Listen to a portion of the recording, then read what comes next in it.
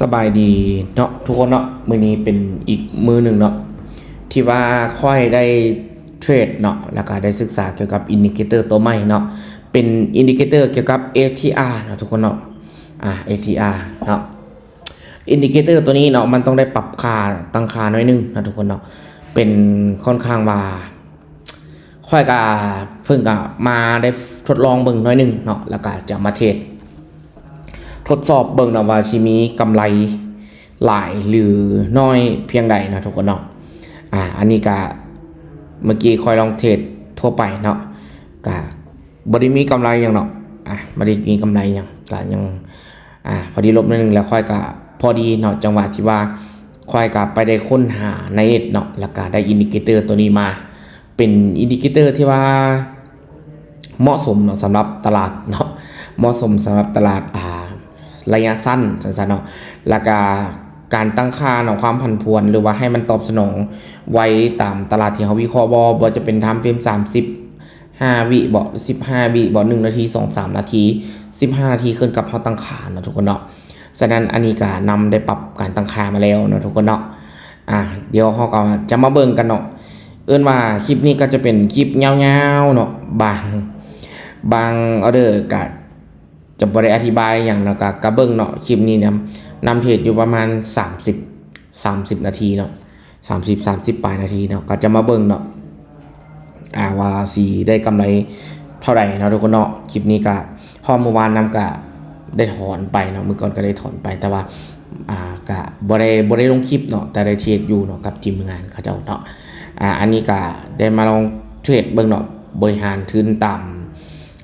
ความเสี่ยงที่เรารับได้เนาะเพราะว่านำกระยักจะพัฒนาหาความรู้สิ่งใหม่ๆเนาะมาให้กับ FC ของตัวเองหรือว่าหลายคนที่ว่าขอกันเข้ามาเนาะอันใดสิตอบโจทย์เนาะอันใดสิวิเคราะห์เนาะในการประมวลผลเนาะเป็นเทคนิคใหม่ๆนะทุกคนเนาะสังเกตเนาะวิธีการเทรดก็สังเกตเนาะถ้าอินดิเคเตอร์ตัวนั้นซีขึ้นเนาะนำก็สิกดบายเนาะมันก็สิมีวินแดเสียแดเสียแหละเนาะบ่มีเทคนิคอะไรที่ว่ามัน 100% เนาะแต่ว่า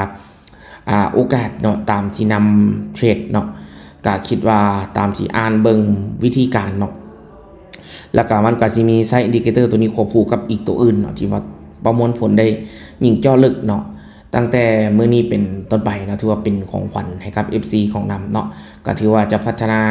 วิธีการเนาะแล้วก็พัฒนาบทเรียนใหม่ๆแล้วก็เทคนิคใหม่ๆเนาะให้กับ FC ของตนเองเนาะปัจจุบันนี้ก็ยังลบอยู่เนาะก็บ่เป็นหยังเนาะทุกคนเนาะก็เพราะว่านำก็บ่ได้ลองใช้จักบาทเถื่อเนาะ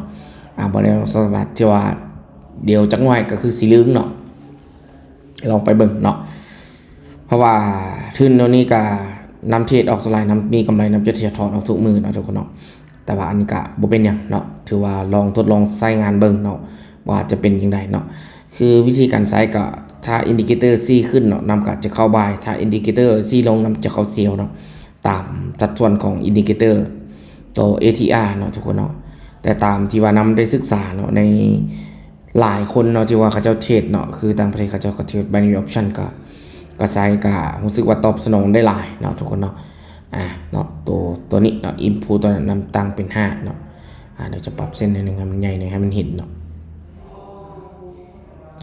ตัว input นั้นตัวนี้เขาจะตั้งค่าเป็น5มันจะมีหลายระดับเนาะแต่ว่าอันนี้นำมาเทรสกับเหรียญ XRP เนาะเหรียญน้อยที่มีความผันผวนสูงเนาะ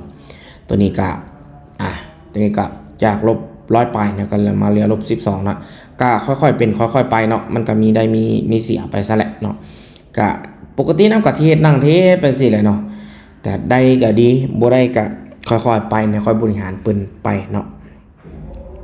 เขาก็จะเบิ่งเนาะถ้าอินดิเคเตอร์ซีขึ้นเนาะปั๊บมันจะเข้ากดออเดอร์บายเนาะตอนที่ว่าเขาออเดอร์นะ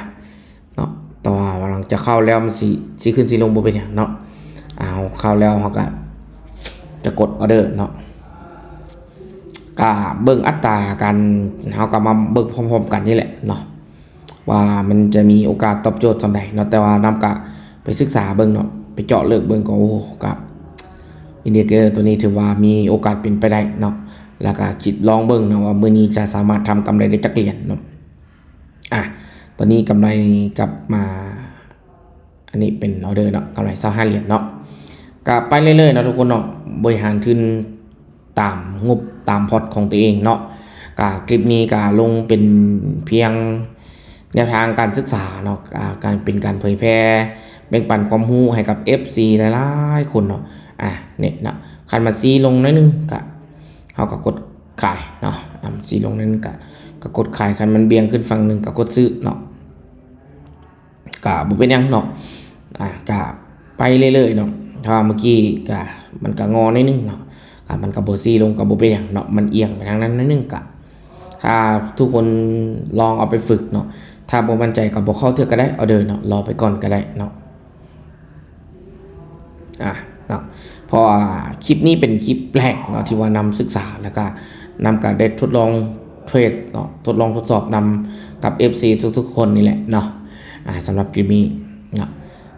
มันบ่วินก็บ่เป็นหยังเนาะโอ้แต่ว่าคันมันเส้นขนาดแบบนี้เนาะทุกคนบ่ไปก็ได้ออเดอร์เนาะถ้าขนาดแบบนี้เนาะแต่ว่านำสิลองเข้าเบิ่งเนาะเพราะว่าก็เป็นต่างศึกษาไปนำกันเนาะเบิ่งคันมาเอียงไปทางใดทางหนึงนั้นนึงก็ขนาดแบบนี้นำเข้าออเดอร์บายเนาะ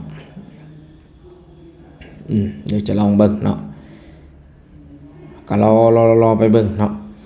บ่ฮู้ว่าสิเป็นไปได้ส่ำใดเนาะก็พยายามคูณเงินบ่สูงเนาะเลเวลเงินบ่สูงเนาะก็ค่อยๆไปเนาะถือว่าคลิปนี้เป็นคลิปเริ่มต้นเนาะถ้าว่านำก็จะพยายามศึกษาลงลึกเจาะลึกเกี่ยวกับอินดิเคเตอร์เนาะ ATR เนาะเนาะตัวนี้เนาะ60เหรียญกลับมามีกำไรเนาะ